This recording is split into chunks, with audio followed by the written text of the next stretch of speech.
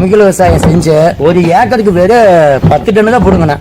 10 டன்னு பிடுங்கி 5 டன்னு காசு கையில இருந்து தான் செலவாயிருக்கு. அப்ப நம்ம அந்த வேலையை செய்யணும், விட்டுட்டு கூலி வேலைக்கு போயிட்டா கூட தப்பு இல்லைன்னு தோணுச்சு. இனிமேல் கெமிக்கலுக்கு போகக்கூடாது. கெமிக்கலுக்கு போனாலும் நம்ம ஜெயிக்க முடியாது. இப்படி நுர வரணும் இல்லைங்களா?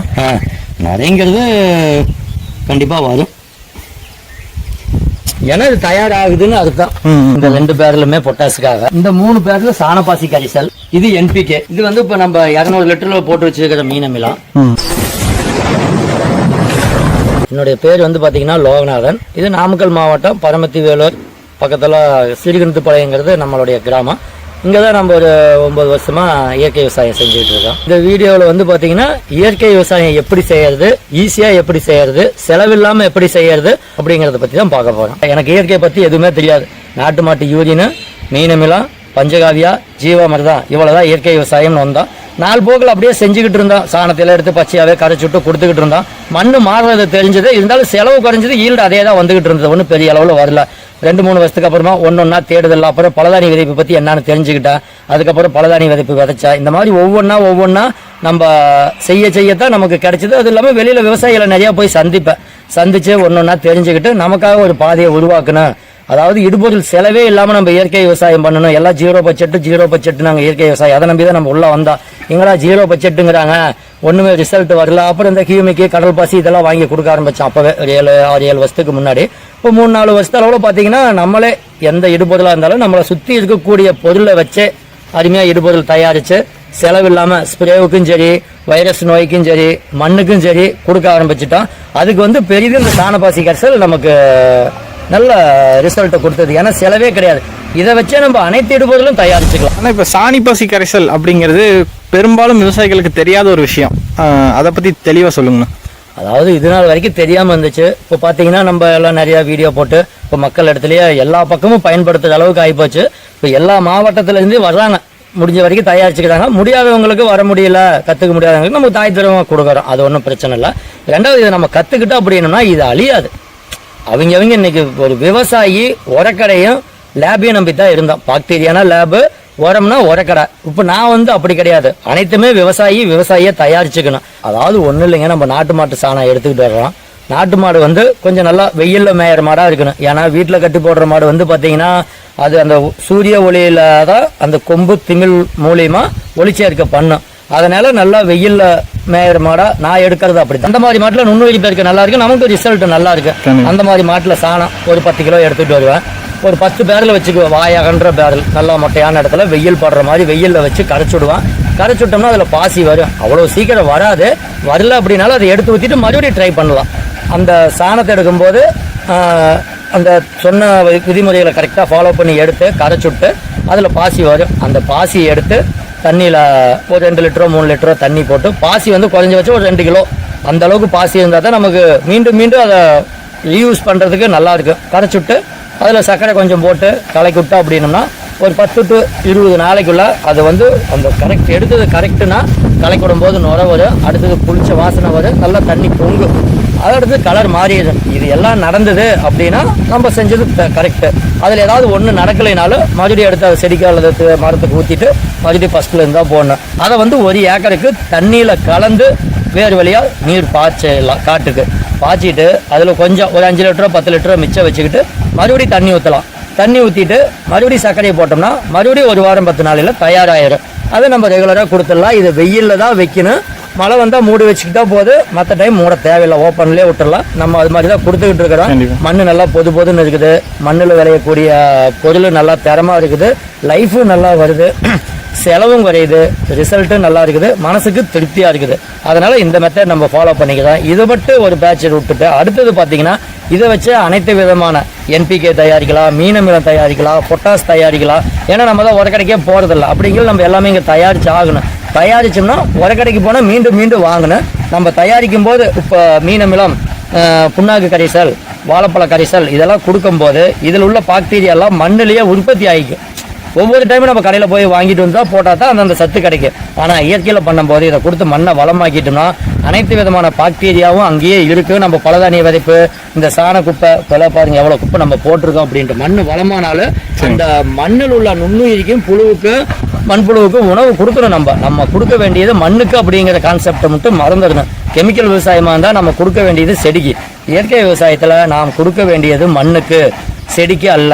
இந்த ஒரு கான்செப்டை மட்டும் ஒரு இயற்கை விவசாயி புரிஞ்சுக்கிட்டாங்கன்னா ஈஸியாக ஜெயிச்சிடலாம். இது எல்லாமே பொட்டாசுக்காக, இந்த 2 பேர்லுமே பொட்டாசுக்காக.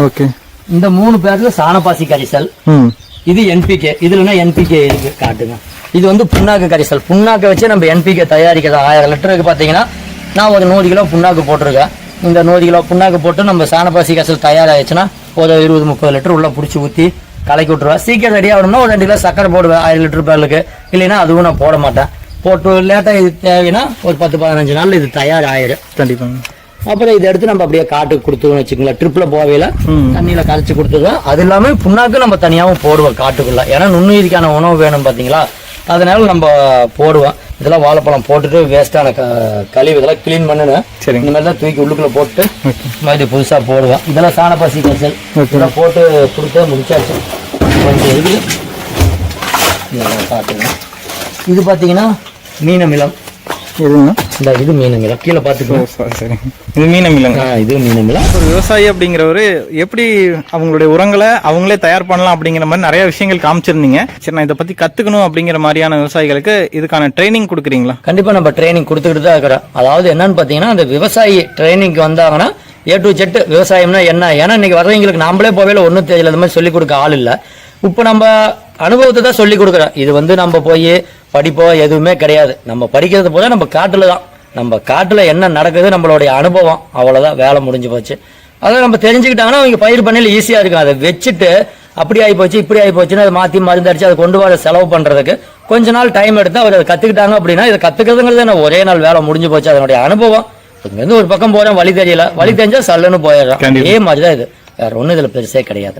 கண்டிப்பாங்கண்ணா. நண்பர்களுக்கு வணக்கம். இப்போ நம்ம பார்க்க போகிறது ஹியூமிக்கு. இந்த ஹியூமிக் ஒரிஜினலாக இல்லையா, நம்ம எப்படி தரம் பார்த்து வாங்குறது, இந்த ஹியூமிக்னா என்ன, இதை எப்படி பயன்படுத்துறது அப்படிங்கிறத பற்றி தான் பார்க்க போகிறேன். பார்த்தீங்கன்னா இதுதாங்க அந்த ஹியூமிக் பவுட்ரு. பாருங்கள் எப்படி இருக்குதுன்னு. இது வந்து ஒரிஜினல் தான். இப்போ இதை வந்து நம்ம பல வருஷமாக பயன்படுத்திக்கிட்டு இருந்தோம். ரிசல்ட் வந்ததுக்கப்புறம் பார்த்திங்கன்னா மண் மாறினதுக்கப்புறம் இப்போ நம்ம பயன்படுத்துறதில்ல. நண்பர்கள் நிறையா நீங்கள் சாணப்பாசி கரிசல் எண்ணெயை கரைக்கிறது எப்படின்னு தான் போடுறீங்க, இது மாதிரி ஷார்ட்ஸ் போட்டிருக்கிறீங்க, ஹியூமிக்கை பற்றி பெரிய வீடியோவாக ஒரு வீடியோ போடுங்க அப்படின்னு சொல்லி நிறையா கேட்டீங்க. இருந்தாலும் நம்மளால் போட முடியல. இன்றைக்கி தான் அதற்கான டைமு. பாருங்கள், இதுதான் அந்த ஹியூமிக். இந்த ஹியூமிக் எப்படி தயாரிக்கிறாங்கன்னு பார்த்தீங்கன்னா, பல ஆயிரம் வருஷங்களுக்கு முன்னாடி பார்த்தீங்கன்னா அந்த மண்ணுக்குள்ளே போச்சு பார்த்தீங்களா, இப்போ அதை வெட்டி எடுக்கிறாங்க நிலக்கரி. அந்த நிலக்கரியோட மேலே வர்ற பட்டையை தான் நமக்கு அரைச்சி ஹியூமிக்குன்னு சொல்லி கொடுக்குறாங்க. அது வந்து மீதி நிலக்கரியாக போயிடுது. இது வந்து விவசாயத்துக்கு எந்த வகையில் பயன்படுது அப்படின்னு பார்த்தீங்கன்னா, இது ஒரு பெரிய விவசாயிகளுக்கு ஒரு வரப்பிரசாதம்னு தான் சொல்லலாம். சில பேர் சொல்லுவாங்க இது உரம் கிடையாது அப்படின்ட்டு. அதுக்கப்புறம் பார்த்திங்கன்னா அதனுடைய பலனை சொல்லுவாங்க.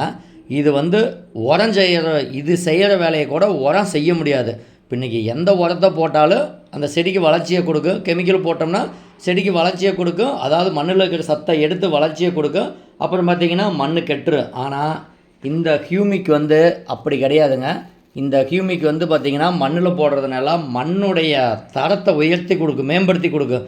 எப்படின்னு பார்த்திங்கன்னா மண்ணுடைய pH லெவல்னு சொல்கிறோம் பார்த்திங்களா, கார அமிலத்தன்மை, அதை வந்து சரி பண்ணுற ஒரே பொருள் நம்ம பலதானிய விதைப்பு. அதுக்கு அடுத்தபடியாக பார்த்திங்கன்னா ஹியூமிக்கு சொல்லலாம்.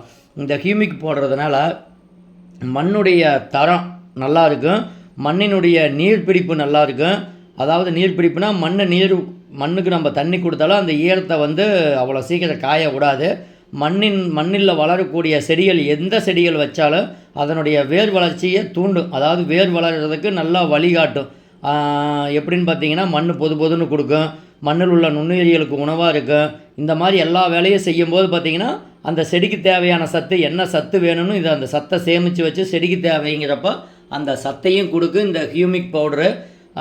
இந்த ஹியூமிக்கு நம்ம பயன்படுத்துறதுனால நம்ம கரிசல் மண், இது என்னது உப்பு மண், கார மண், அமில மண்ணுன்னு சொல்கிறோம் பார்த்தீங்களா, நம்ம மண்ணில் பயிர் வரமாட்டேங்குது அப்படிங்கிறவங்களாம் இந்த ஹியூமிக்கை கொடுக்கும்போது மண் ஓரளவுக்கு நல்லா வளமாக மாறி கொடுக்க மண்ணினுடைய தரம் நல்லா இருக்குது. நம்ம பலதானி விதைப்பு விதைச்சி அதை மாற்றிக்கலாம். இல்லை என்னால் பலதானி விதைப்பு விதைக்க முடியலைங்க அப்படிங்கிறவங்க நம்ம இந்த ஹியூமிக் பவுடரை வந்து பயன்படுத்திக்கலாம். இப்போ பாருங்கள், நம்ம இந்த ஹியூமிக்கோடைய பவர் என்ன, இது எப்படிங்கிறது சும்மா ஒரு விரலில் சும்மா துளியூண்டு தான் எடுத்துருக்கோம், நெத்தியில் திண்ணீர் இடுற அளவுக்கு. அதைத்தான் இப்போ வந்து நம்ம இந்த தண்ணியில் 1 லிட்டர் வாட்டர் கேனில் போடுறோம். 1 லிட்டர் வாட்டர் கேனில் கொஞ்சம் தண்ணி கம்மியாக தான் வச்சுருக்கோம். அது பாருங்கள் எப்படி கரைஞ்சி கீழே போகுதுன்னு பாருங்கள். எப்படி இதே நம்மளது கலப்படமாக இருந்துச்சு அப்படின்னா மேலே மட்டும்தான் முதக்கும். இது வந்து பார்த்திங்கன்னா இப்போ உங்களுக்கு கீழே அப்படியே போகிறது தெரியும் பாருங்கள் எப்படி போகுதுன்ட்டு. இந்த மாதிரி போகணும், அந்த துகள்கள்லாம் வந்து அப்படியே நூல் விட்டுக்கிட்டு வரணும்.